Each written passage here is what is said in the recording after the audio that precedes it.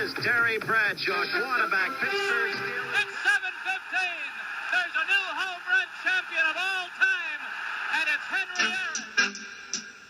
This is baseball, Major League Baseball. And this is ABC's Monday Night Baseball, live from Fenway Park in Boston, Massachusetts. Looking. He's under the gun. He's tied. He throws. It is.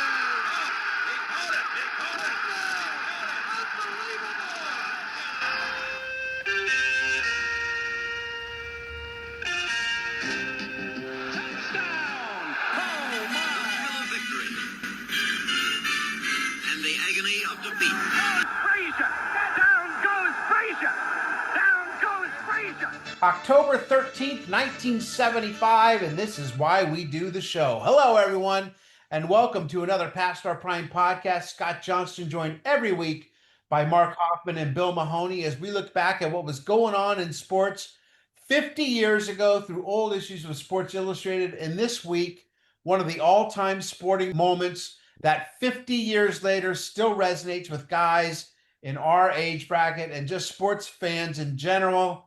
Billy, what are we talking about? We're talking about Ali versus Frazier. Thrilla in Manila. Woo! I mean, that is just, it's so great because, you know, we didn't get to talk about this or go through this when we were younger. So it's like reliving part of our childhood. Ali and Frazier for the third time, a brutal brawl between the two legendary heavyweights. Ali is the champion this time. He's come off a win over Frazier in their second fight about 18 months ago. Then he beats Foreman Mark over in Zaire, the Rumble in the Jungle. Yep. And, you know, I can't think of a boxing match, two boxing opponents who have staged three fights against each other that have gotten this kind of attention. And even if Frazier was slipping and wasn't quite the same fighter, you know, the wear and tear was showing on Ali is just, you know, to get the third fight to end up being the best of the three fights is incredible. And the rivalry is just remarkable too. Yeah. Ali's had a few other fights since the Rumble in the Jungle. He looked okay, kind of looked past. What did he have? Chuck Wepner and the guy from England, I don't remember his name. But wins nonetheless, setting up this one. Much more on this in just a bit. Of course, this is another example of a sporting event from back in the day that I don't remember. I was only 7 years old, but I was going to ask you two, what fight do you remember most, whether in person or on TV? Because we really lived through a great time in boxing. Bill, you go first. It was back in 1980. And it was on TV. I didn't get to see it. That's exactly what I was going to say. Hearns Leonard. Oh, man, you stole mine. Did I really? That was the one because my friend's father had it and he was watching with friends, but he banned us from the house. So we had to keep trying to call in and have someone pick up the phone and go, what happened? And then we'd listen to KFWB and they'd go, it's in the fourth round. And, you know, I mean, I don't really think I ever saw the fight, but I heard it through other people, and it really changed the way I looked at boxing because I loved Sugar Ray Leonard. So funny. The fight actually took place September 16th, 1981. And I remember this so well because my brother-in-law paid for, you know, to get the fight on TV. And all of us came over to my brother-in-law's sister's house to watch it. And I watched it from the very beginning. And what made it was such a great fight because Sugar Ray controlled the early rounds. And then all of a sudden, Hearns came back and just started dominating the middle rounds. And it looked like it was over. In fact, Hearns was ahead on all the cards. So Leonard knew he needed a knockout to win the fight. And he got one in the 14th round. But it was just the drama where it went back and forth. It was just incredible. To see it. Yeah. And I saw the whole fight. The other thing I would mention was Hearns Hagler.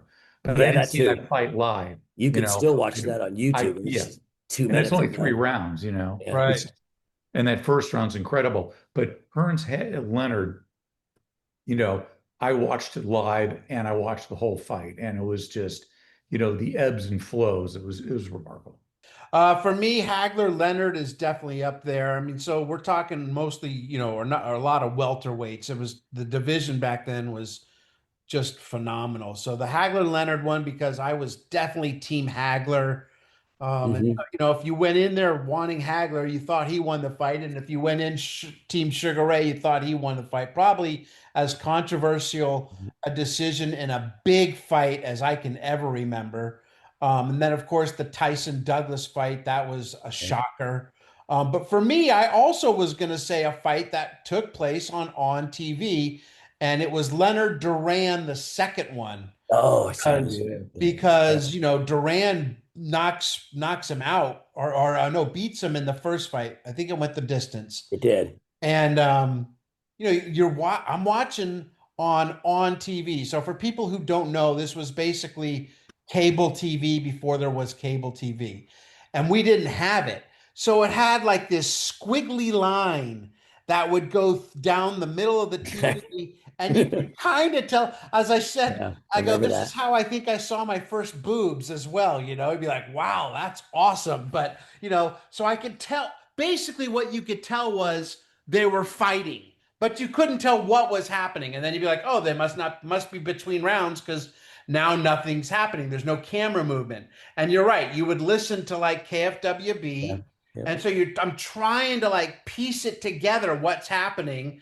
And I'm guessing. And of course, that's the No Moss fight.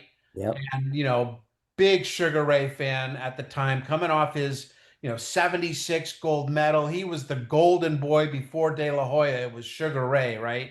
Mhm. And so yeah, that was one for me. So all around the same time, which also goes to show you that there hasn't been probably a big fight. Oh my gosh. I mean, this Canelo fight that just happened was about as Yeah. big as you've had in boxing in a while. And even that is not what it used to be. Wasn't boxing one time? Boxing was one of those. What are you doing Saturday? I'm watching the fight. I'm getting the fight. I mean, yeah, but there was a point in our youth that boxing was really when they said there was a fight coming up, you changed your schedule or you adjusted it to see it. Yeah. All right, before we get to the Thrilla, let's do the scorecard. I got one. Newspaper, magazine, radio, and TV sports departments are plagued by phone calls. Oh my God, that was the bane of our existence at Channel 9. Had one guy who would call almost daily, and To correct you? we would just scream at him. Yeah, but he was insane. Anyway, they'd call odd hours of the night. Now, keep in mind, 30, 40, 50 years ago, it was hard to get scores, so, Yeah. a lot of times people were calling to find stuff out. But this one guy, he calls the sports department of the Honolulu Advertiser. Ron DeLacy of the sports staff answered it. Listen, the caller said, can you tell us who the player was that the Rams got several years ago when they gave up 11 players to the old Dallas Texans for one? It's to settle a bet. Wait a second, DeLacy said as he searched through a file for the answer. Remember, it's a file. He doesn't have Google. It was Les Richter. He asked the man on the phone where he was calling from. Philadelphia. Philadelphia? Yeah, the man said. It's 3 a.m. here, and we had to settle this argument. And we figured the only sports department that would still be up, Honolulu. So that's how you had to do things back then was call sports departments. And oh man, I used to call on occasion like KNX or KFWB, the all news stations. Yeah. And I go, could you tell me the Tigers score? What? Oh, please, just this one time. And the guys would be like, oh, that's not my job. I'm not supposed okay. And then he would do it, Did they really? Yeah. That's nice. But- KFWB was my go-to best friend when I was a kid. oh yeah. 15 and I 45. remember Joe Calla. Joe Calla with just Joe Calla, KFWB Sports. Right. And, right. And he had that rough voice, that graggly voice. He came and spoke to my high school. I took a broadcasting class. Really? And then he said, oh yeah, come by the station anytime. So me and my friend came and we sat in for a few hours as he was doing his gig on Saturday night. So it was cool. KFWB News 98. Oh, what geeks. They said it. Billy. Roy Jefferson, Washington Redskins, wide receiver, testifying before a congressional hearing on his $65,000 a year salary. He said, "People might consider me rich, but I consider myself poverty-stricken in many respects. When you have a lot of money, there's a lot of pressure to spend it." Yes, that's a good problem to have, I think. Exactly. I'll take that problem. Yeah. That's funny. Mark, this next one by Jim Roberts. This is a home run. It is. Okay, so Jim Roberts of the Montreal Canadiens is asked whether he realized he had scored 3 goals in 8 exhibition games. He responded, "I don't keep track. Besides, it was 3 and 7." Wow. He's a liar. These ball players know everything, man. They don't Oh, lose track yeah. of it. Jim Roberts is lying. He knows. He knows. Lottie, he's great. That's the headline of the SI article on the Ali Frazier fight, and a quote from Smokin' Joe. This is by Mark Cram Sr., and we will have Mark Cram Jr. on in just a bit to talk about this fight. His father covered the fight. Mark Cram Jr. wrote a book on Smokin' Joe Frazier, so he knows quite a bit about the Thrilla and Manila. For Cram Sr., he covered the second fight between these two as well, and much of his writing, if I recall correctly on that one, was how these guys were past their prime, which is something that we know a little bit around here, but not this time. And his article, I thought read just like a beautifully crafted short story. Keep in mind, this fight took place on October 1st, 12 days ago. So he's not reporting to the world exactly like what happened. I mean, he is, but he's writing about a fight that was etched in lore, and he was a master at it. Yeah. Billy, why don't you tell us a bit about the fight itself? The fight itself was I didn't realize it at the time, but they said it's the most brutal of the three. And when they came into the fight, Ali just didn't expect anything from Frazier. He thought Frazier was done. He was making fun of him, calling him names, saying this isn't going to last long. And at least at the beginning of the fight, that's how it looked. I mean, Ali had his way with Frazier. And then right around the 6th round, all of a sudden Frazier, found his footing and then took it to Ali. It was just a hugely brutal fight between these two fellers. Yeah, Ali really thought that Frazier's best days were behind him. Yeah. But Mark Frazier, as Bill mentioned, turns things around in the middle rounds, starting around the 5th round, and then kind of dominates the next few rounds. Yeah, so and this, like I said, we were just talking about, the Hearns Leonard fight. It's kind of similar in where the one that eventually wins the fight is leading early, and then all of a sudden the other guy takes control of the fight, and it looks like it's going to go in that direction, and then it flips back again. So yeah, I mean, Frazier, inflicted a lot of pain on Ali. In fact, I think it was after the 9th round, Ali said that's the closest he's come to dying.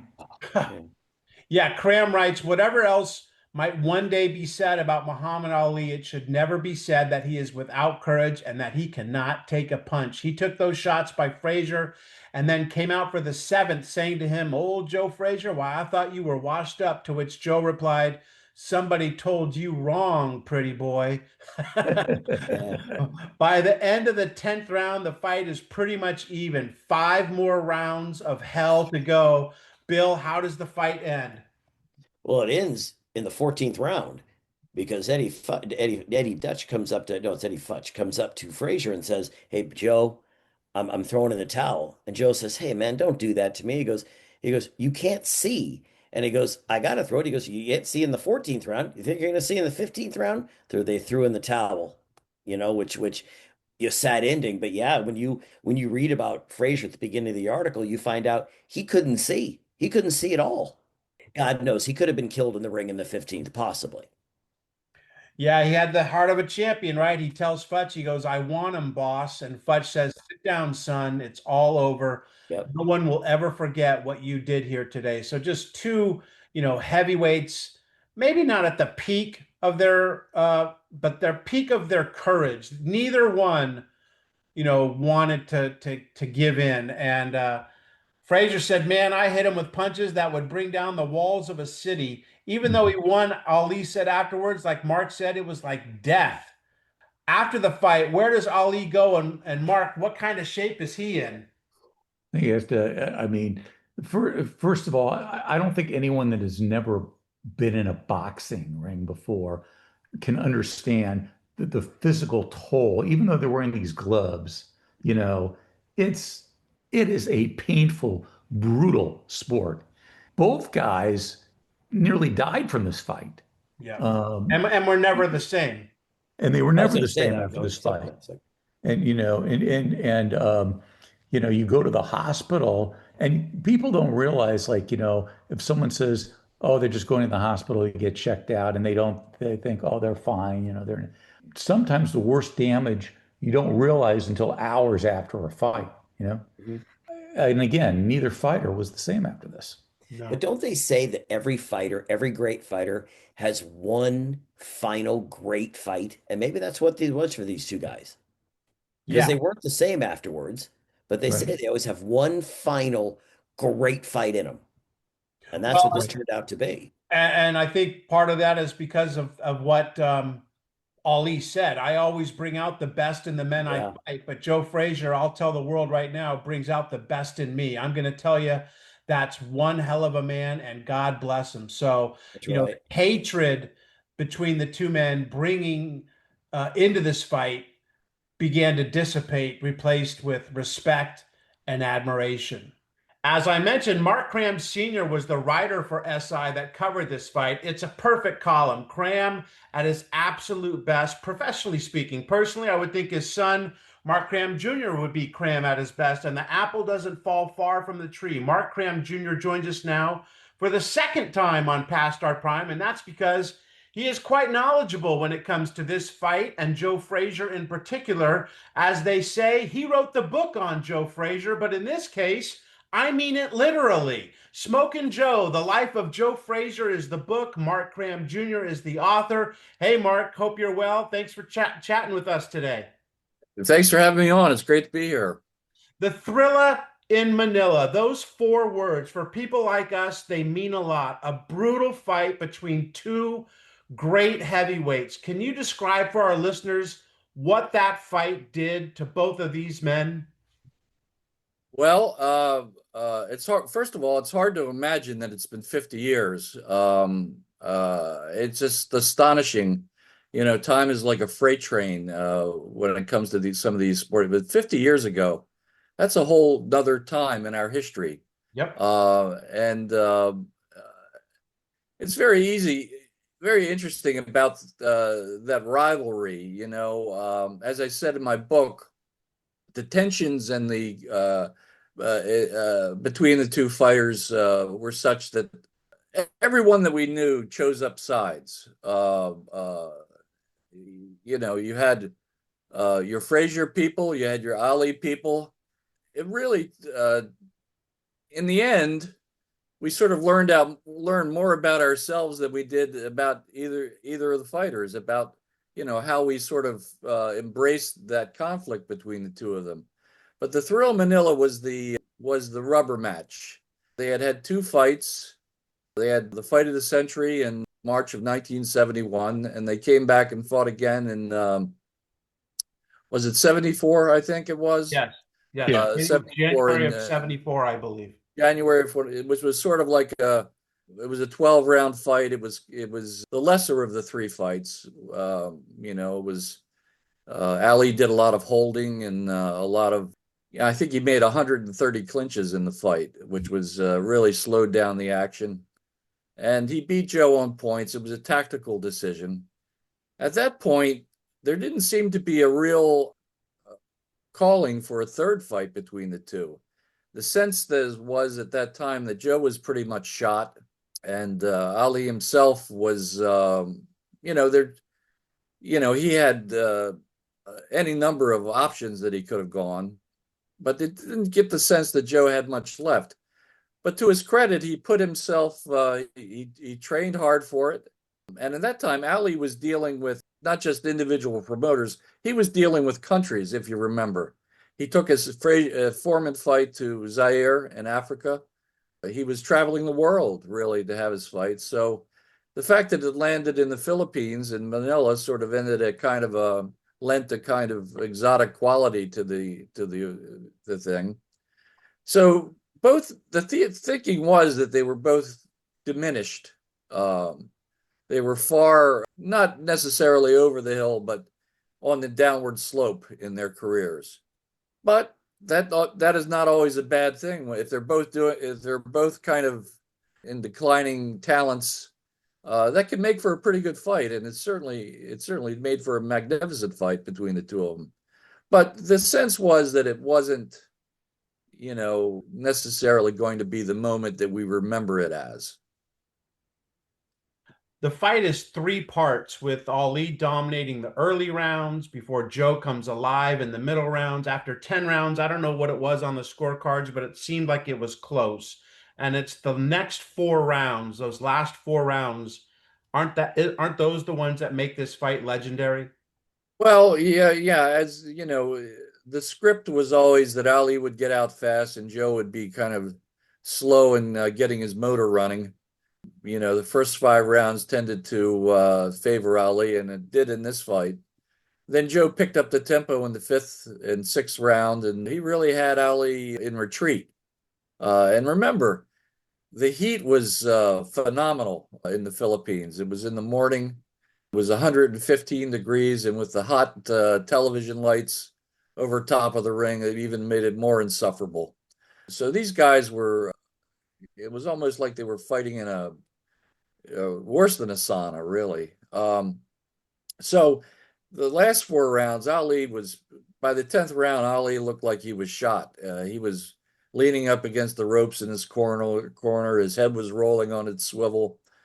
And he looked like he had it. But in the other corner, Joe was spent himself. His left eye was a problem going into the fight. It had been, the vision in it had been deteriorated by, trauma over the years. And Ali, when he came out for the 11th and 12th, his left hand, he kept catching that right eye, and that was closing on Joe. So by the end of the 13th round, in the 14th round, going into the 14th, Joe couldn't see anything. I mean, he told me once that he basically navigated his way through the fight by listening to Ali's breathing. That was the only way he could figure out where Ali was so he could throw his punches.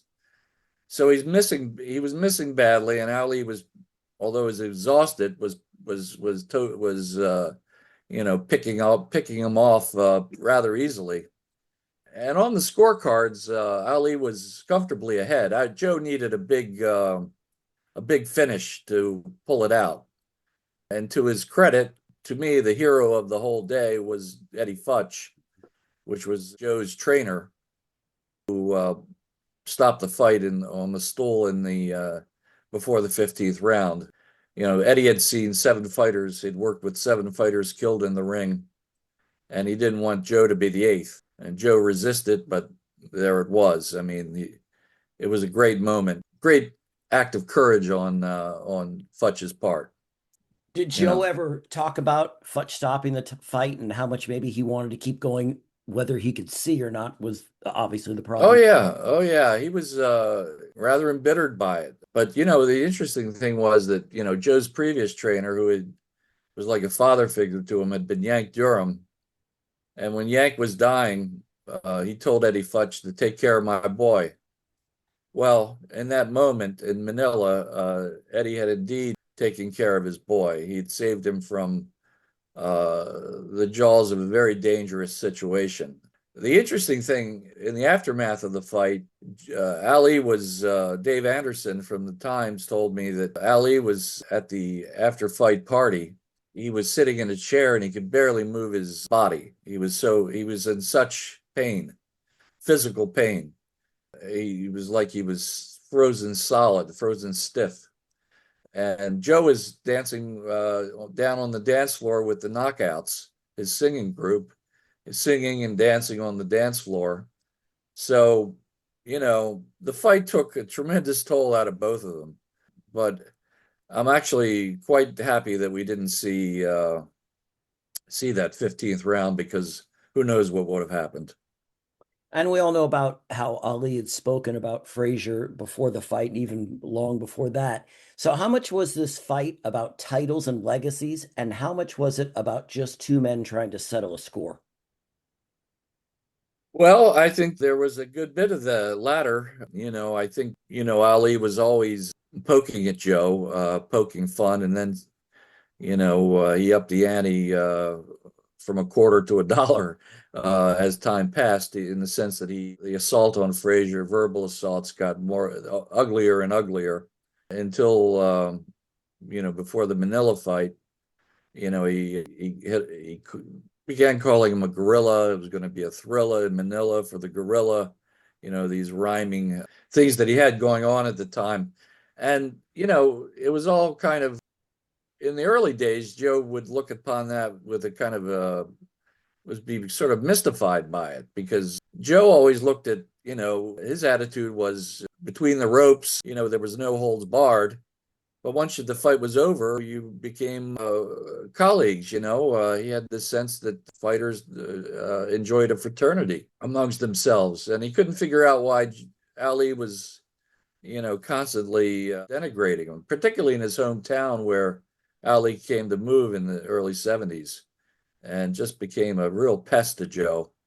And but before the third fight, Ali had ramped up his verbal assaults terrifically, and Joe wanted to take his head off.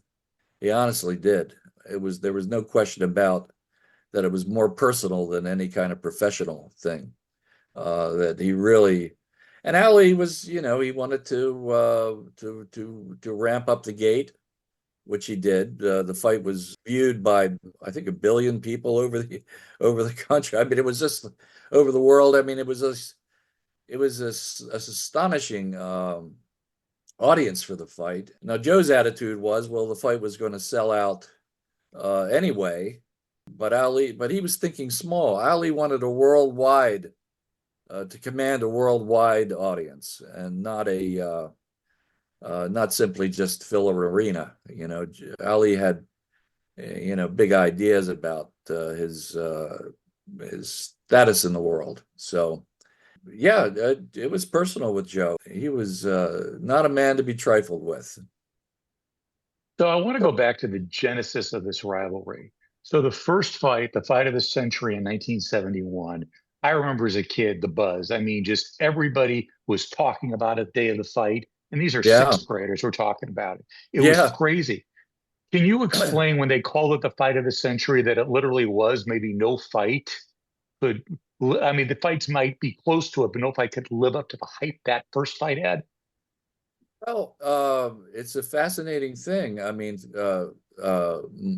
first of all, the two fighters made more money than anybody, or guaranteed more money than anybody up until that time. They were guaranteed 2.5 million, I think it was. I could be off on the figures just a bit, but it was, Ali had been unjustly, exiled from the ring for his stance on the Vietnam War. He did not enter the draft, and he was exiled he was stripped of his title, which many, many people in the country thought it was unjust. Other people thought it was very just. They thought he was a coward and un-American, and they gravitated to Joe just to be in opposition of Ali. There was a racial component to it. Ali was very much a racial, separatist. He was the antithesis of Martin Luther King at that time. He didn't want to. I think I remember one of his quotes is, "Why do I want to mix with white people when they're going to, hose me down with a fire hose?" He was very much a stay on your side of the town black that way. Although in reality he wasn't. And he evolved over the years. The Ali that we saw in later years was not the Ali we saw in the '60s. It was a whole different Ali. So there was a lot of animus about Ali in the '60s, leading up to the fight. And Joe was an Olympic champion. He was kind of an everyman. He was a short fighter. He was a tough blue collar fighter. He was, as he used to call himself, he's a a small piece of leather that was well put together. You know, he had a left hook that came right off the drawing board. It was just a thing of beauty, really, thing of fierce beauty, and he was a knockout machine. So, I mean, their styles indicated that it would be a terrific fight, the fight of the century. And you got to remember the times. I mean, everybody was talking about Ali. Everybody was talking about Joe. I think that there were newspapers across the country. There were over 500 to 700, 500 press credentials issued for the fight. And you got to remember what that represented. Every one of those reporters that came into town for all these papers, they were writing 2 and 3 stories a day in their papers for weeks ahead of time. So the buildup was intense, right? So you don't have that today. You don't have reporters coming in and spending weeks at the camp and talking to the fighters and speculating, and you don't get the buildup that you once got. In fact, all of that has gone away. The papers would send a columnist, a boxing writer, maybe 2 columnists, just to spend time with the fighters. So you had stars from Hollywood and music and politics, cram into ringside for this fight. There was nothing like it when it came to any kind of event, sporting event. It was an amazing event. So Frazier wins the first fight. Ali takes the second one. Okay. Right. Now, if Ali had not won the second one, if Frazier had won it, there would be no third fight, I would imagine. There would be no Thrilla in Manila. But because both of them had won one fight, was there momentum building that they had to have a third one? And what was the expectation? What did people think was going to happen in the third fight? I doubt they thought they'd get a fight that might have been even better than the first one. Well, no, they didn't. As I say, there was low expectation for the third fight. I mean, it was happening on the other side of the world. The interesting thing, let me back up just a bit. When Joe won the first fight, that rematch should have happened within a year or 18 months after the first fight. But it didn't happen because Joe could not get the deal that he wanted. He thought that since he was the champion, that he should have taken the lion's share of the money. And it turned out that Ali was still getting the better end of the deal, and Joe didn't like it. So he resisted a rematch. In that period, he had no more than 2 fights a year, and against very poor challengers. He lost his edge. It's possible that he might have given Ali a better run at it if the fight had happened closer to the first fight. But to your point is that if Joe had won the second fight, there wouldn't have been a third. I think that Ali, coming off his victory over Foreman in Zaire, he was really riding high at that time. I didn't think there was any real chance that Joe was going to beat him in that second fight. And as far as the third fight goes, it was an obvious fight to make. It wasn't thought of then what we think of it today, which was a great sporting event. At that time, there was a lot of skepticism about whether these guys had anything left. I remember my father talking about it. There was a real sense that the fight could really end up being a flop. He didn't relish the idea of flying 24 hours in an airplane to do this, but he had covered the first 2 fights for Sports Illustrated, and he felt obligation and a need to go there for the third. But it certainly surpassed all our expectations, I would say. Eddie Fuchs, you mentioned Joe's trainer. He stops the fight after the 14th round. By all accounts, you said the right decision to make. Joe couldn't see, but Joe didn't want that to happen. Did that have any lasting impact on their relationship? Oh yeah, well, Eddie never wavered in his the notion that he had done the right thing. Joe was embittered as he might be. I mean, he felt that Yank would have let him go in and fight the 15th round. I'm not so sure about that. Joe couldn't see. He was blind. He was, as I say, he was judging how to get to Ali in the ring by listening to Ali's breathing. So it was a precarious situation for him. So yeah, I mean, Joe was bitter. At the end of his life, he wrote Eddie a letter, which I published in my book, about basically absolving him of that bitterness, in the sense that he wrote that Eddie had done the right thing, and that he mended fences with Eddie. So yeah, I mean, Eddie did what few trainers would do, which was basically save his fighter from himself. That doesn't always happen. Eddie was a brilliant man. And then you go to Ali's side, and in the article, your dad's article, it says Ali said that fight was the closest thing he came to dying. And some people have written said that neither man really won that night. What do you think they both lost in Manila, Frazier and Ali? Well, they both should have retired at the end of that fight. You might even say they should have retired before the fight, really. I mean, both of them had terrific brain damage towards the end of their life. I think they lost. The thing that most people don't know is that they were angling to have a fourth fight. Both of them wanted to fight again. I mean, it was like they would have phone conversations about fighting again. I mean, this is back as late as 1980. I mean, they were, they couldn't let go of each other. And the public's appetite for these sorts of events leaves the fighters themselves hanging out to dry, in the sense of their physical, safety. I really do think that Ali took a lot of punishment, and Joe did too. And they lived, and their lives were shortened by it. As my dad said in his book Ghost of Manila, which is a sharp critique of the rivalry between Joe and Frazier, or Joe and Ali. We went to Manila as champion. We came back as old men, and I think nothing said it better than that. That's exactly what they came back as. I just want to follow up there what you said about them thinking about having a fourth fight. Back in those days, it seemed like that was the thing that everybody was doing. Why did they not get that fight going? Who was the smart one that got in and said no? Well, Joe had pretty much had it at that point.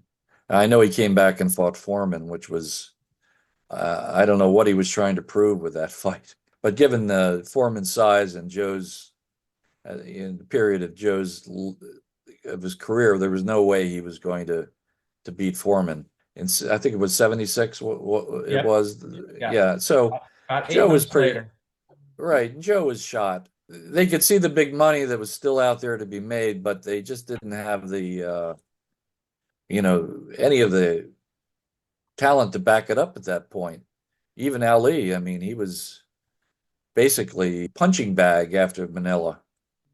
So Eddie Fuchs ended up leaving Joe. He wasn't going to put Joe in the ring where his health was going to be jeopardized. Eddie always said, when you look at a fighter like Joe Frazier, you got to watch them closely, because they lose it almost imperceptibly. It's like, to be a second or a split second off and getting your punches off can be catastrophic. And so Eddie had a sharp eye for, when a fighter was losing his fine edge. And Joe was certainly beyond that point. I don't know.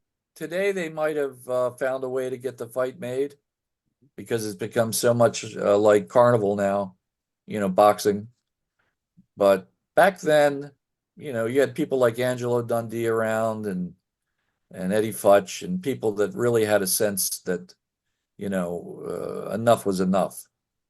Although I know that it pained Angelo, who did not have a lot of say, or any say, in what Ali did, what fights Ali took.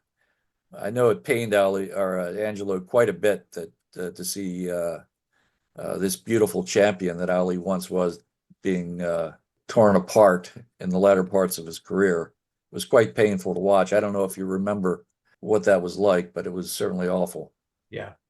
Yep. Had they never fought, had there never been 3 fights between Ali and Frazier, what do you think the legacy would have been of both fighters? Well, I think that without Joe, Ali's legacy would be rather diminished. He would be considered a champion. He would be, one of the better champions, certainly one of the top 5 champions.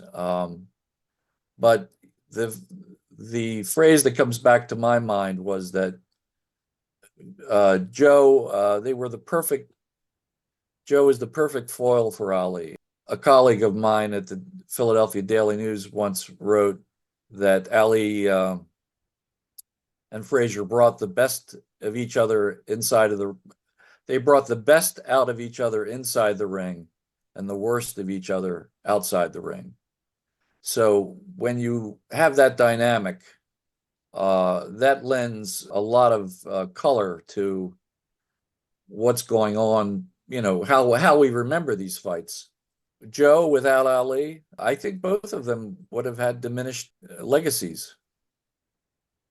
So where would you rank Ali-Frazier rivalry out of all the history of boxing, all the great rivalries we've had in boxing? Where would that rank?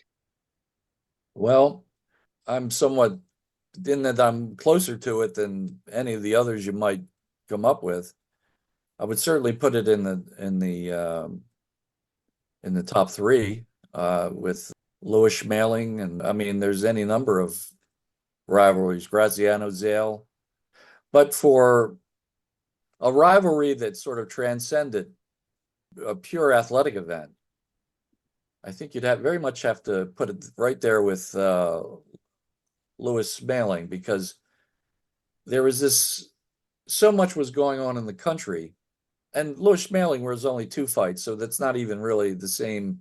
It's kind of apples and oranges, but the political backdrop against how these fights took place really lent an air of tension to the proceedings. It was not just about a fight. It was not just about, as I say in my book, I said Ali and Frazier found themselves in the crosshairs of an argument that was far larger than themselves.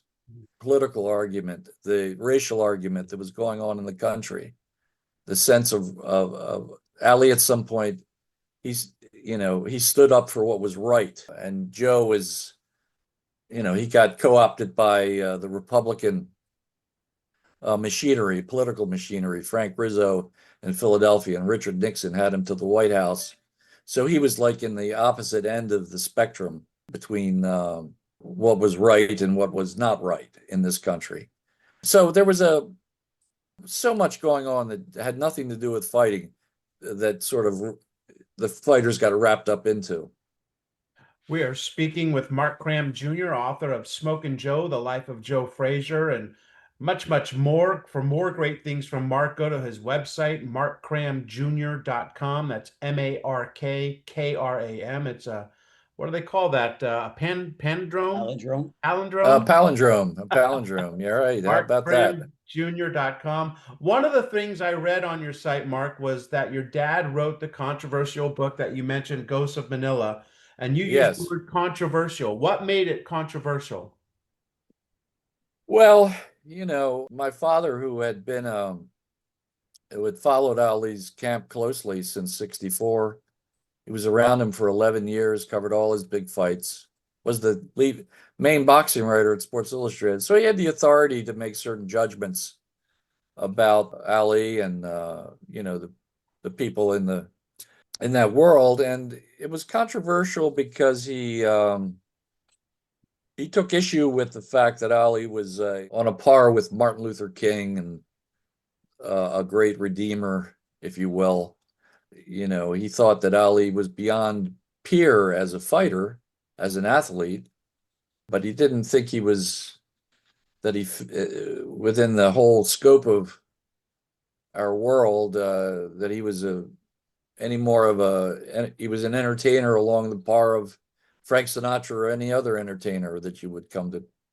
Now, I think that Dad's take on that was somewhat informed by much of the glorification of Ali in the press, that seemed to hype him up into this figure that Dad did not recognize.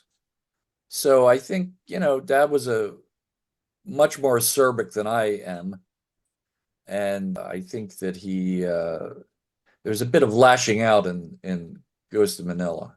And I think that many of Ali's followers, particularly in the press, took great exception to it. But Dad was more or less, he went his own way in the press. He wasn't part of the crowd. He wrote what he saw and felt, and I admire him for that. He was his own man when it came to what he wrote. I think the book is quite a gem, really, in many ways, except, if you're looking for hero worship, you're not going to find it there. But if you're looking for a clear understanding of really what was going on at the times, I think you'll be quite fascinated by it. So he covers Ali in the younger part of his career. He writes a book on him, or at least where he's in the book. They also flew together in the Manila fight. Did they have a personal relationship, your dad and Ali, away from the ring? No, I wouldn't say so. I mean, Dad he didn't befriend his story subjects. I mean, that was crossing a line that he didn't really feel like he could do that. He was very fond of Ali as a person, and that people, read Ghost of Manila and they find that to be how could he, they don't believe it, but it was true. He was very fond of Ali as a person, but they didn't have necessarily a personal relationship. You got to remember, Ali was surrounded by a whole entourage of hanger-ons and people who were doing all sorts of, small tasks for Ali as part of his camp. So there was a lot of palace intrigue when it came to Ali, the environment around Ali, and then you add in the Muslims, the Nation of Islam, those characters, and it was quite a stew pot of intrigue. So, but Ali would, you mentioned flying together. When they flew together to Manila, Dad was a terrifically fearful flyer. He had been in some scrapes on some planes in the past, and so he was basically, I think George Plimpton wrote that when they landed in Manila, Dad was such a fearful flyer that when they landed in Manila, all that was left of Mark Cram was a few flakes of dandruff. So I thought that was kind of cute. But Ali came up to him while Dad was sort of sleeping on the plane and started rocking the back of his chair, and he says, Mark Cram, we're going down. And so Ali was a practical joker that way. So they had those moments. They had a lot of quiet moments. The interesting thing was that for all his bombast, Ali was quite when he was one-on-one with something, he was very introverted, quiet. He didn't, he was always kind of enveloped in long silences, but you put an audience of two in front of him, then he becomes a showman. So there were two Alis, if not more, that were out there. So. Lightning strikes as answers try. Buzzers ring, chaos in the air. Trivia time, truth. True or false? Both Joe Frazier and Muhammad Ali appeared in the Rocky franchise movies. Right. Ali did not. Joe did. You are absolutely correct. And which one was Joe in? Oh my God! How many? There've been a dozen of them, or I think it was. I think it was the second. No, it was the first. It was the original one. First, yeah. And he's in. They have the fight. It's in Philadelphia. And they introduce him, and Carl Weathers tries to shadow box him. Hey, Joe. Oh, that makes sense. Yeah. That makes sense. I haven't seen the Rocky films in a while. The interesting thing is that Joe got his nose out of joint that Rocky had sort of basically stolen his some of his character elements for Rocky. You know, the idea that he was running up the museum steps Right. and beating frozen pieces of meat in the slaughterhouse. Actually, the story was based on Chuck Wepner, Right. not so much Joe. But if you think about it for a second, have you ever tried to hit a piece of frozen meat? You know, All he the would wreck time. his hand. He would wreck his hands. Yeah. I mean, his hands would That's break right. his hands. You know, so I think that Joe could never figure out how Philadelphia could embrace this cartoon character of Rocky, this sort of plastic cartoon figment of Hollywood's imagination, when they had the real champion right under their nose. Only thing Joe knew is there was money around Rocky, and he wanted some of that money. But Right. Joe, I mean, and that was a lot of at the bottom of a lot of Joe's irritation with Ali, that Ali was getting the better end of every deal. Right. And but Joe did all right. He just didn't handle his money too terribly well. Nobody knows more about our subject today, Ali and Frazier and the Thrilla in Manila. The book is Smokin' Joe, The Life of Joe Frazier. The author is Mark Cram Jr., who once again goes the distance with us here on Past Our Prime. Thanks so much for joining us, Mark. Thank you so much. It's been a pleasure. Oh, by the way, I wanted to tell you, we just we're putting together a documentary on Frazier and Ali, the three fights. In fact, the contracts just came in. The documentary based on my book, that's going to be just focus on the three fights themselves. So anyway, Oh, I just wonderful. thought I'd mention that. That is fantastic. Yeah. We have all the elements lined up, the investors, the director, the producers. It should be pretty good. Oh, yeah. I can't wait. Wonderful. I'm surprised it hasn't already been done, really. Right. Yeah. And the thing is, as you know, there's fewer. And when I was looking to see how many even journalists and stuff that were at this fight are still with us. Yeah. Ah, Not many. well, that's the thing. I mean, all the people that helped me with the book, Dave Anderson, all these other fellows. Jerry Eisenberg's the only one still around, really. Right. They've all passed away. Yeah. Thank you, Mark. We'll talk to you when that comes out. All right, thanks. Have a great day. Thanks for asking me to do this. Bye-bye. Thank you. Bye-bye. Wow, a documentary. That's great. That is really good. People won't know what to do when they realize boxing used to go 15 rounds. Or when boxing just used to exist at all. There aren't many athletes that could compete on the level of Ali or Frazier in the 70s, but I think this really plays into how popular O.J. Simpson was at that time, because if he wasn't as popular as them, he was right there. I mean, O.J. Simpson was as popular an athlete as there was. And in the third game of the season, O.J. went for just, I put in quotes, just 138 yards in a Bills win over the Broncos. Bill, I say only because in the 3 games, the Juice and the Electric Company are off to an incredible start. Yeah, they had won 3 games, but that game against you just said about Denver. But the 2 previous games, he had 227 yards and 173 in the first game. So he had 538 yards through the first 3 games. Now he goes into his first 5 games, he had 823 yards. OJ was on fire. I mean, it looked like he was going to break his record that he had set a few years ago over the 2,000 yards. That didn't actually happen, but still, those first 3 games, OJ was at his best. And obviously, when you have the Electric Company there blocking for him, there's a good reason for that. Yeah, and keep in mind, the 227, that's against the Steelers. That's against the Super Bowl champions.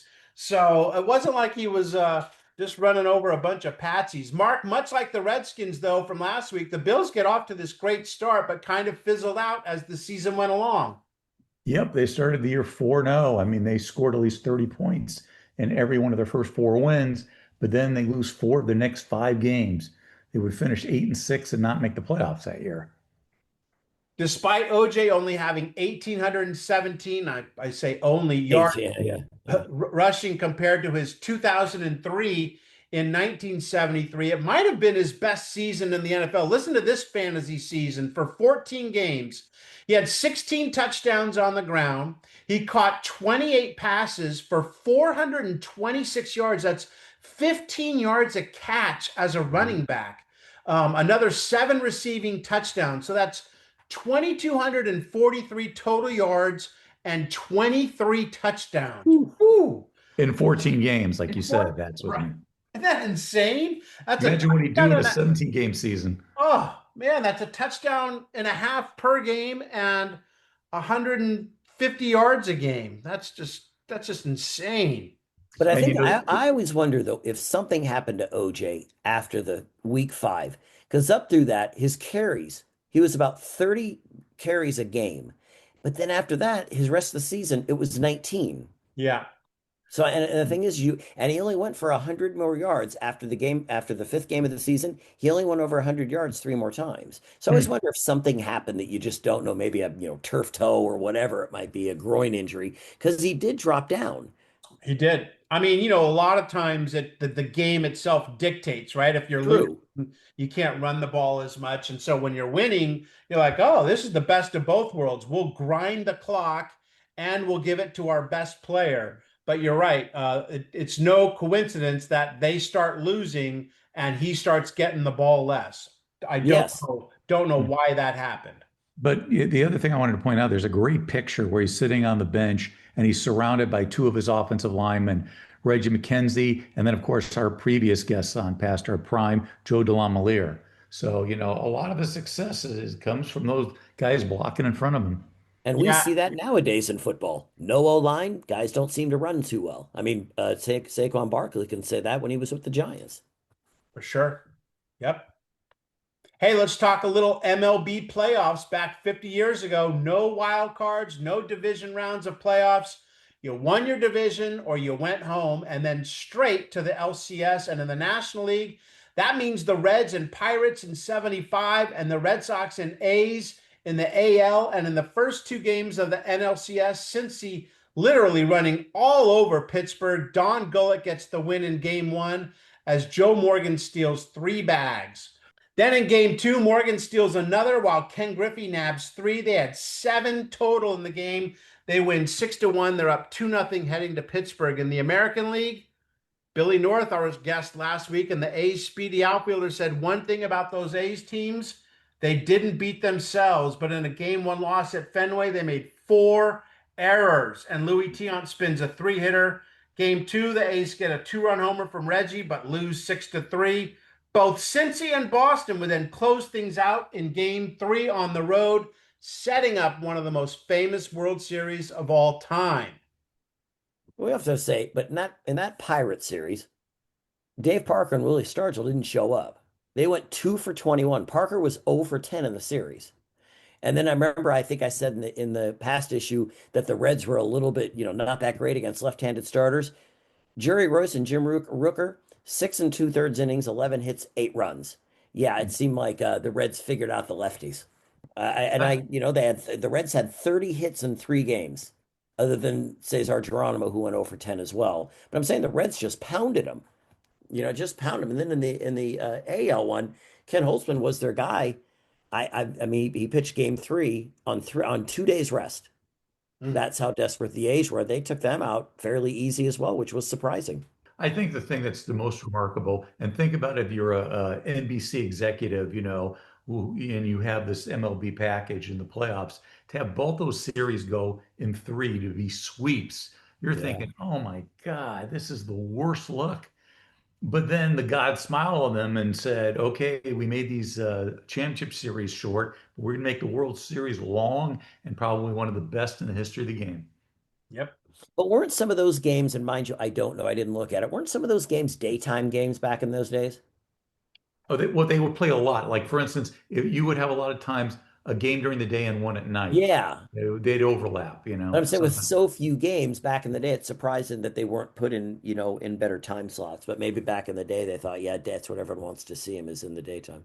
I mean, that was once again, I think, a Charles Finley thing that was like, hey, why don't we play these games at night? And they were like, Yep. well, why would we want to Who do is this guy? right? And Get him out of here. they hated him so much that they Yeah. would veto it just because they didn't like him. But next week we'll talk to Bill Spaceman Lee, who started games 2 and 7 of this classic World Series. And it's hard to imagine Bill Lee playing for this next man, Casey Stengel. The old professor dies 50 years ago on the 29th of September 1975, manager of the greatest dynasty in professional sports, the Yankees, from 1949 to 1960, where he won 10 pennants and 7 World Series titles. Says that he hated dumb ball players, but he loved the smart ones. And his favorite player ever? Billy Martin. Billy Martin. Yep. Yep. Billy Martin loved him too, man. Yeah, like a father to him. Yes, he sure did. Casey Stengel was born in 1890, Oh, 4 years after Mark Hoffman. That's right. You know, my two grandfathers were born before Casey, so there you go. Wow. Yeah. That's Isn't that crazy? yeah. Born in 1874 and 1879. Go figure. My goodness. I'm a vampire. That's why. We knew that.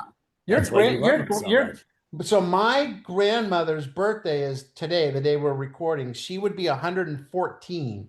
Your grandparents would be 150. Something like that. Yeah. Wow. Did you ever meet Yep. them? The one on my mom's side. That's the only one I really knew. And he passed away when I was 6, just before I turned 7, but I do have memories of him. Yeah, and he was probably, like almost 90, right? Well, no, here's the thing. He was born in 1879, died in 1966. And he was in prison of war camps most of World War I. So the fact that he survived, he lost all his hair, but the fact he survived is the only reason why I'm talking to you right now. Wow. Yeah. All right, back to your regular scheduled programming and the Babe Part 2. Last week we told you about Babe Didrikson, arguably the greatest female athlete of the 20th century, and famous sports writer Grantland Rice said this of Babe after her performance in the 32 Summer Games, quote, "She is an incredible human being. She is beyond all belief until you see her perform. Then you finally understand that you are looking at the most flawless section of muscle harmony, of complete mental and physical coordination the world of sport has ever known. There is only one Babe Didrikson, and there has never been another in her class, even close to her class." So the man who wrote about the Four Horsemen of Notre Dame knows a good athlete when he sees one.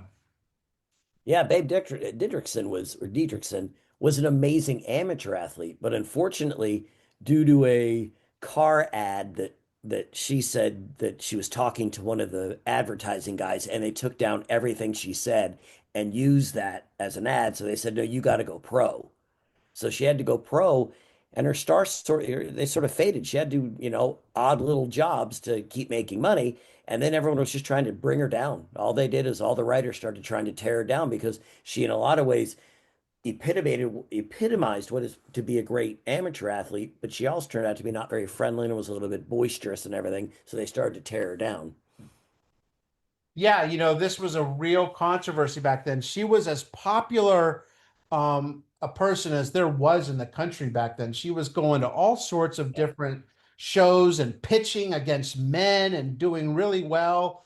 But you're right. She was given bought a Dodge. She bought a Dodge car from Chrysler, and they said that it was given to her. And so she loses her amateur status.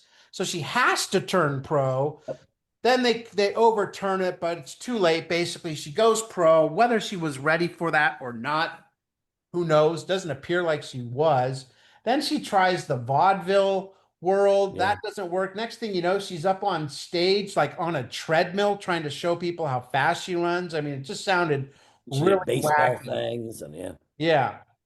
And then luckily, she kind of falls into the sport of golf. And that will probably be part 3 next week, because she goes on to take up the sport of golf and become one of the best women's golfers of all time. I just want to point out though, if your first name is Babe, you know you're going to be a successful sports figure, and You better be. yeah. But yeah, I what's think interesting is, in 1938, she meets the wrestler George Zaharis and marries him.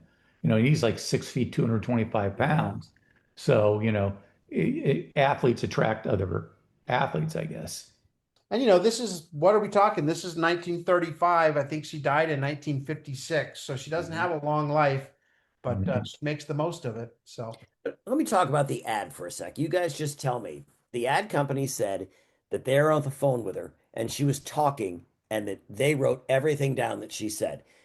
So she's on the phone with the ad guys and they're talking about the new car. I think it was the Dodge. She goes, "Speed, unyielding strength, enduring stamina. That's the stuff that makes real champions, whether they're in the athletic arena or in the world of automobiles." That's what she says. The ad company and her said that no, she was just on the phone. No one talks like that. No right. one talked, come on, and then they said that she was found not guilty, like Scott said, for accepting money, but she turned pro just like a few days later. But Yeah. when I read that, I thought that sounds like an ad company, not someone talking on the phone going, "Oh, say that again, babe." Right. Right. Come on. Speed, unyielding strength, enduring. Come on. That didn't even come out of someone's mouth. If I ask Mark about his car, he doesn't go, Bill, man, the speed, unyielding strength, the enduring stamina. I say, Mark, just tell me if the car can ride well. I'm talking about myself. Right. Exactly. Right. Exactly. College football, Bo's boys lose the booze. And this is about a guy Mark spoke of, I think last week or 2 weeks ago, Rick Leach, who had a fine football career at Michigan and then a baseball career in the majors, played for 10 years. He played much longer in the majors than I remembered, and actually hit 309 in 1986 and 246 at bat. So a nice little baseball career that started in Detroit. He was born in Ann Arbor, Michigan. So being a Wolverine made lots of sense. But yeah, one of those two sports stars from back in the day. Yeah, and think about it. He's 18 years old. He's a freshman, and he's starting quarterback at Michigan. That's kind of unheard of. And he was a good collegiate player. You could see he wasn't going to be an NFL quarterback. So he made the right decision going with baseball. Well, I And wondered roughly the that. same time, you've got Rick Leach in Michigan, Kirk Gibson in Michigan State, who was a wide receiver. So you have these two baseball guys playing football in the Big Ten. Yeah, and that's what I wonder. I wondered why. When you said that, Mark, you got me sort of piqued my interest on Rick Leach last week. So I wondered why he didn't play in the NFL. But he indicated he didn't pursue that career because he felt the offensive system he ran in college was significantly different from the NFL's, and he wasn't interested in playing other positions like defensive back. I never knew that. I always thought, why wouldn't you try to do both? Or, he was good in college. He got better and better from his freshman to his senior year. Elsewhere, Billy, the Trojans in Michigan usually are meeting up in the Rose Bowl, but what's SC doing this time of year? They beat Iowa 27-16. John McKay, though, he said, if we're the number 3 team in the nation, then this country is in trouble. And then he got on the Hawkeye fans. He said, you can tell everyone for me that Iowa's fans are lousy. They're not only called our players foul names, but with 5 minutes to go, they started pelting us with fruit and beer cans. And some of those fans were stupid enough not to drink the beer first. Speaking of Rose Bowl, Mark, a preview of the coming Rose Bowl between UCLA and Ohio State. Yes, and I remember this because I went to this game at the Coliseum, and UCLA actually jumped out to a 7-0 lead. So everyone was thinking, "Wow, maybe we get the upset here." But then it was all Ohio State from there, winning 41-20, and it was such a dominant performance that when they did meet again in the Rose Bowl game in January, no one gave the Bruins a chance. I would much rather lose in a game at the beginning of the year at the Coliseum, and it was nationally televised, than when it really matters. Yeah. And that was kind of the script that UCLA and the Terry Donahue years led. They would be like 2-2, and you'd be like, well, they kind of, pissed this season away. And then the next thing you know, they're 9-2 and they're playing for the playing in the Rose Bowl, and they'd finish 10-2, but they would never be like in the national championship talk because they would always kind of stumble out of the gate, but they would always play their best football at the end of the season. Yeah, I mean, there was one year UCLA started, I think, 0-2-1 or 0-3-1, and then like ran the table and made a bowl game. Like UCLA, San Jose State loses their first of the season. They rallied from a 20-10 halftime deficit, take a 24-20 lead over Cal, but Joe Roth leads a 78-yard drive. He completed a third and long pass to Chuck Muncie, and then with just over a minute to play, he finds Wesley Walker from 46 yards out for the winning score. So just some nice names from years gone by. Joe Roth, Chuck Muncie, Wesley Walker. And Joe Roth tragically died at a very young age. He You know, did. never got to play in the NFL. Let's talk a little Formula One and Nicky Lauda. What's going on with him, Billy? Oh, he won the 5th Grand Prix at Watkins Glen. Hey, we talked about that last week, but it wasn't without controversy. His teammate Clay Regazzoni, put himself between Lauda and the second place guy, Emerson Fittipaldi, and Fittipaldi could not get around Regazzoni. So basically, Lauda's lead went from like 4 seconds to 26 seconds. And by the time he got around him, it was basically Nicky Lauda's race. He ended up beating Emerson Fittipaldi by 4.6 seconds. But still, Regazzoni should be the one that won. He got right in between them. They actually said that Regazzoni showed one of the finest examples of blocking since Jerry Kramer and Fuzzy Thurston were leading the Green Bay power sweep. And that goes to show you, people don't think of it, but race car driving is a team sport. And Yeah. I mean, I don't think, you can't do it like to where it's so obvious, but you can definitely run a little interference to make Yep. sure that your guy is having a clean run there, and that's exactly what they did against Fittipaldi. You're technically not allowed to do that. If you're a slow racer, you have to get to the right. That's actually the rule, but he didn't do that, and they didn't punish him for it. But when they did the movie Rush, the Ron Howard movie, talking about the relationship between Nicky Lauda and James Hunt, it was interesting because in the movie there's a scene where James Hunt's character, played by Chris Hemsworth, doesn't realize how good of a driver Nicky Lauda is, and they stop somewhere, and some fan or something comes up, and Chris Hemsworth's character says, "Oh, I'm James Hunt," and then the other one says, "I'm Nicky Lauda," and she's like, "Oh my God, you're Nicky Lauda," because he had this reputation. He was a successful racer, He certainly was. They both were. Yeah. right? Let's talk a little bit NFL again. New names among the no names. Of course, the no name defense from the Dolphins won 2 Super Bowls in a row in what was that, 73 and 74 or 72, 73, and haven't won since. That's one thing that I thought was kind of shocking. The Miami Dolphins have not won a Super Bowl in over 50 years, but they were still a very good team back then, Billy. And who replaced Larry Zonka? Don Nottingham, not the sheriff of Don Nottingham. And the thing is, I had never really heard the name, but I always thought, well, if he replaces a Hall of Famer, he must have been pretty good. He actually wasn't bad. In 1975, which was his best year, he had 718 yards and 12 touchdowns. He had 8 for the Dolphins in 74. So in 20 years, he had 20 in 2 years touchdowns. He had 14 the other 5 years. So his best years were with the Dolphins.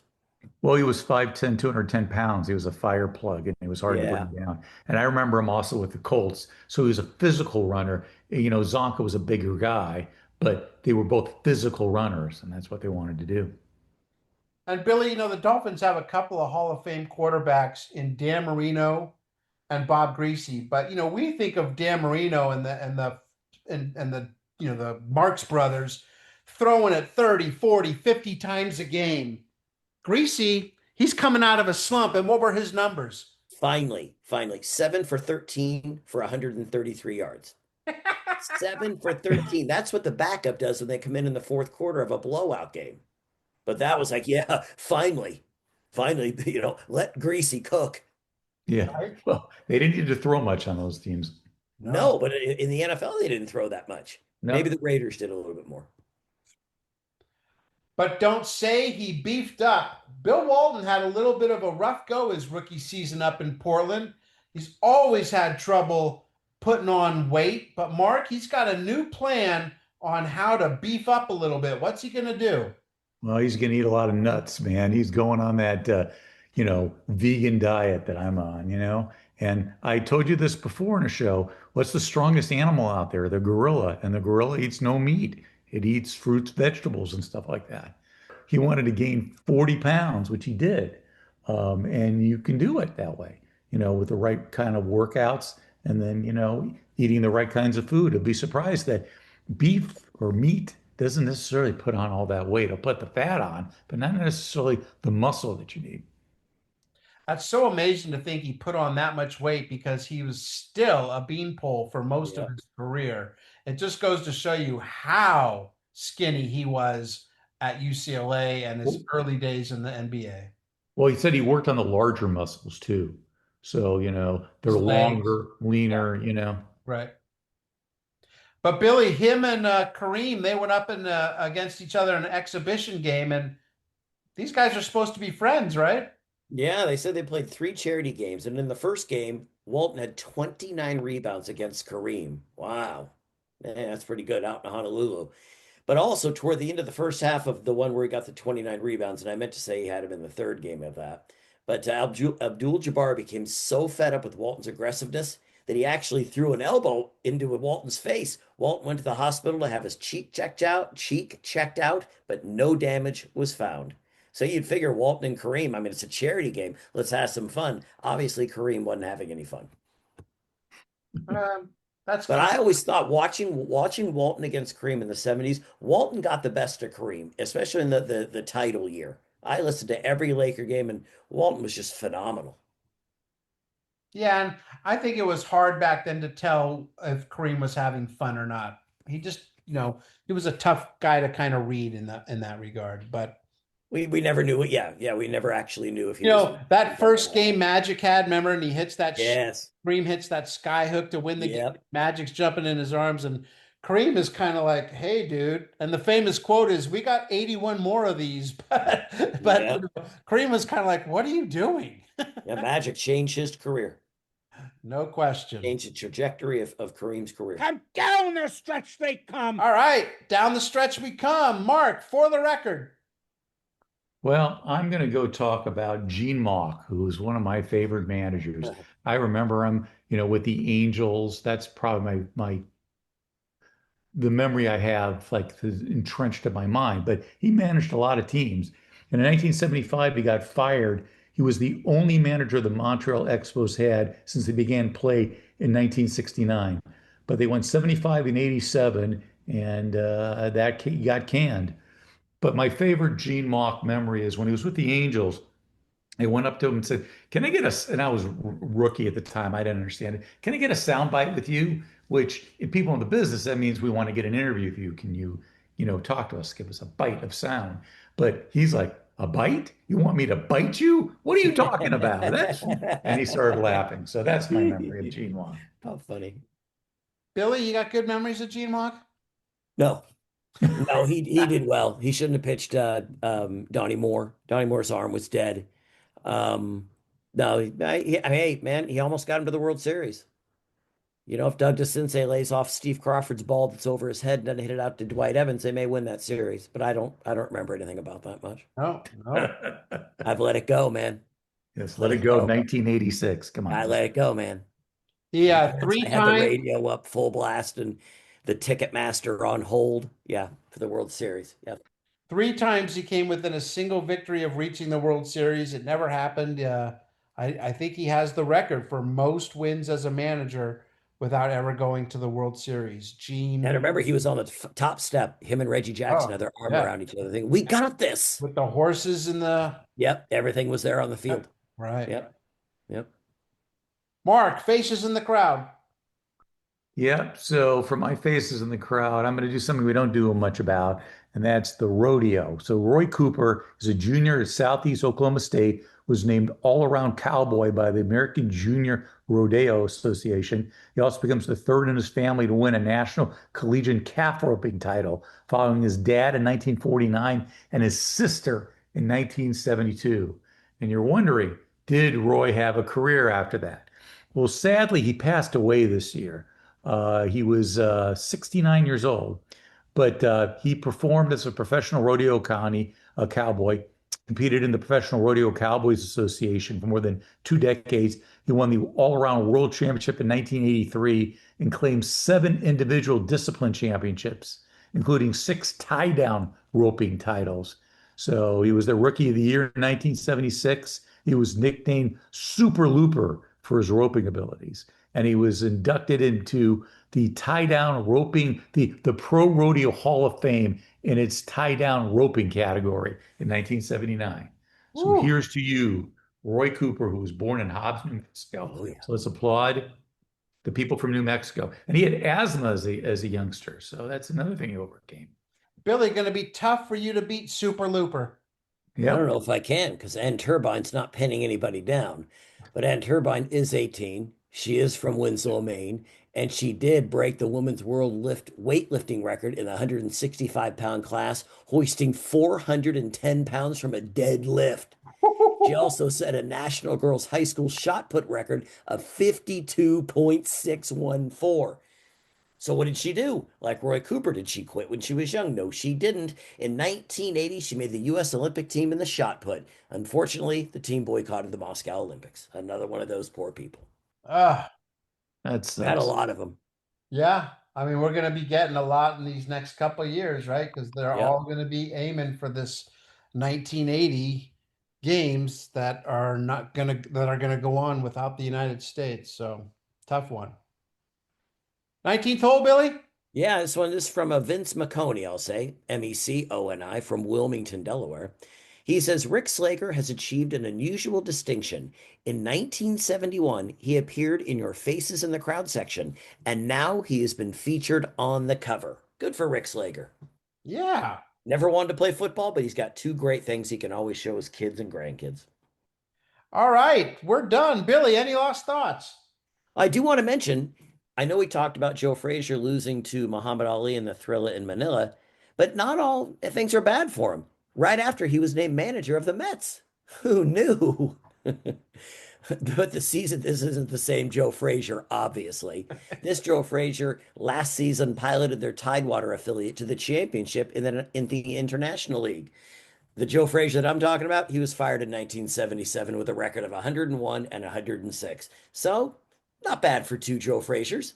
No. Yeah, you had me confused there for a second. I thought next you were going to say Muhammad Ali was named manager of the Tigers. He was. Mark, Yeah. do you remember that? Do you remember Joe Frazier, the manager? No, I do not. Gosh, I don't either. I remember George Frazier. That's the pitcher. And who replaced Joe Frazier, the manager? Do you guys remember? That would have been no, I'm sticking the wrong guy. That would have been 1977. That would have been Don Zimmer. No. Who was it? I think it was Joe Torre. That's what I was thinking. Yeah, you might be right there. Yeah. And I think he was still playing when they hired him. That's right. Yeah. All right, next week, the World Series to which all other World Series are compared to. The 1975 matchup between the Reds and the Red Sox, an absolute phenomenal 7-game series. We'll talk with the one and only spaceman Bill Lee, who started 2 of those games for Boston. One of the true characters in the history of baseball will be joining us. The 3 of us next week. Can't wait for that. For Bill and for Mark, I'm Scott. And what are we, guys? Past our prime. Oh, in unison. Love it.